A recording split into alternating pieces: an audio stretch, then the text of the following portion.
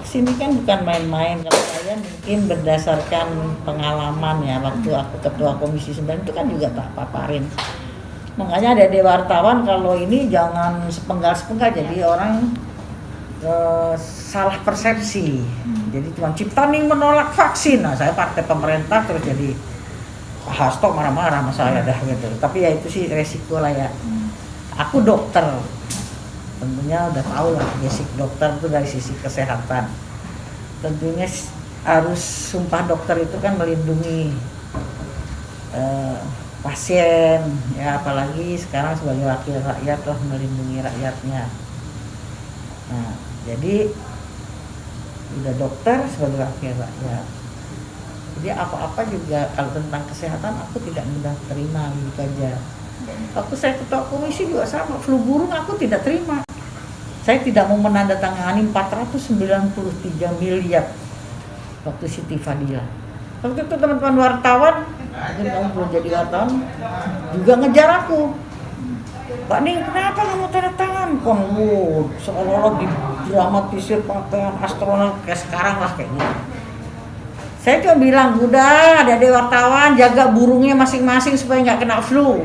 Ternyata betul sampai isu sampai isu flu burung selesai, ternyata tidak ditemukan H5N1. Justru setelah itu di koran Kompas kalau salah, maka dibumi hanguskan obat ositamivir sebesar 200 miliar. Itu saya bilang, coba itu dijadikan rumah sakit kelas 3. Rakyat berapa tuh yang udah kita selamatkan? Nah, kayak gitu-gitu. Pernah juga, ini kesehatan ini paling enak dijadikan isu politik dan isu ekonomi gitu kan.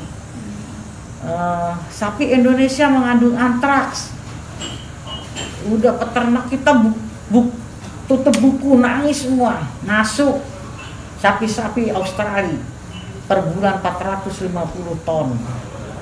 Nah yang kayak gitu kita harus hadapi. Kalau flu burung saya waktu itu sebagai ketua komisi mengiyakan, pasti pedagang ayam potong kita nangis semua, masuk boiler dari Amerika kan gitu.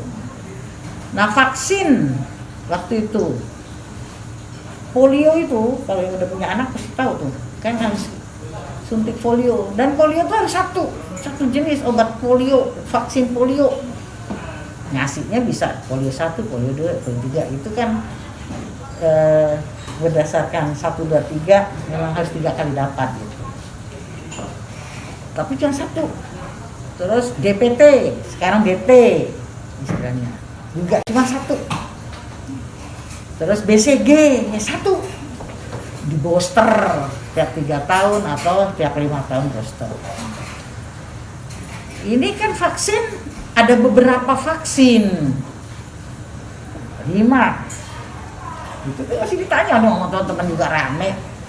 Jadi yang mana yang akurat nih, apa dasarnya yang mahal paling bagus, terus dikasih yang orang miskin yang digratiskan itu yang paling murah. Terus kan Bio Farma sendiri ngomong belum uji klinis yang ketiga. Saya tidak mengajak orang untuk menolak vaksin, tapi paling tidak saya kan ngomong, saya yang menolak dan saya wajib melindungi anak cucu saya dong. Terus dengan apa? Ya menaikkan imunku aja sendiri.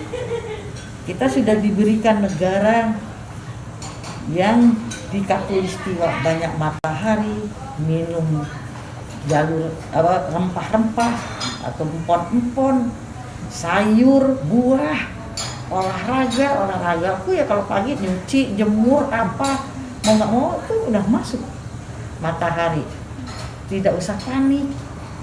Walaupun anakku paling besar sempat positif, tapi saya bilang jangan panik, nggak apa-apa. Kamu kurang olahraga karena rumahmu AC nggak dibuka, pagi buka hari ini. Lebih baik menaikkan itu kalau menurut aku loh, ini cara berpikir. Cuman karena kita ngomongnya di rapat, terus di blow up, jadi udah dibilang aku jadi temenan kadrun lah apa. Karena menolak ini, macam-macam dah anak PK yang dulu musuh kadrun jadi teman kadrun. Itu kan yang orang yang mengambil persepsinya macam-macam. Tapi untuk saya sih, kalau memang udah aman, menurutku sebagai dokter, karena aku punya pengalaman waktu kaki gajah. menterinya Bu Endang almarhum. Mati di Majalaya 12 langsung mati. Aku yang mimpin kunjungan ke sana langsung. 12 orang. Karena terus mereka salah ngasihnya, artinya ini RT RW boleh ngasih, nggak pakai dikasih tahu orang hipertensi tidak boleh dan apa. Nah jadi aku berdasarkan pengalaman itu dan terus jawabannya yang tidak membuat saya yakin, saya langsung begitu spontan aja gue bilang saya nggak mau, meskipun itu harus didenda. Udah ngomong lah, siap didenda, sombong lah sekarang Ciptaning itu siap didenda apa, kok jadi aneh orang. Ya aku sih biasa lah, pro kontra itu biasa, nanti juga bisa menganalisa sendiri, mudah-mudahan nggak ada apa-apa, itu aja. Tuh. Bu, berarti dari kacamata Ibu penegasan aja sebagai dokter dan juga anggota wakil rakyat, ini vaksin yang datang dari Cina ini, Sinovac ini apakah sudah cukup meyakinkan dan apakah Ibu merasa ini sudah layak gitu untuk dibagikan ke masyarakat? Kalau aku dari jawabannya sampai sekarang aja tadi, buat saya pribadi ya, atau teman-teman menerimanya dari sisi apa, aku dari sisi dokter sih, buat kepalaku down clear. Saya nggak mau keluarga aku dikorbankan. Kalau yang ini nggak terserah. Karena uji ketiga belum, masih baru 63%. Masuk. Terus yang sekian persen dikorbanin. Jangan dong. Kayak kalau misalnya orang kaya kayak Pak Jokowi demonstratif, nih enak, dia ada apa-apa dokternya spesialis apa program. Nah kalau terus yang di ujung sana nanti jauh dari fasilitas kesehatan, jauh, karena orang menerima vaksin itu berbagai reaksi dalam tubuh mereka. Ada yang cuma merah, ada yang cuma gatal, tapi ada yang anafilaktik shock. Nah karena menterinya bukan dokter kan kita ngomongnya susah. Ada yang tiba-tiba cus, buh. Terus gimana?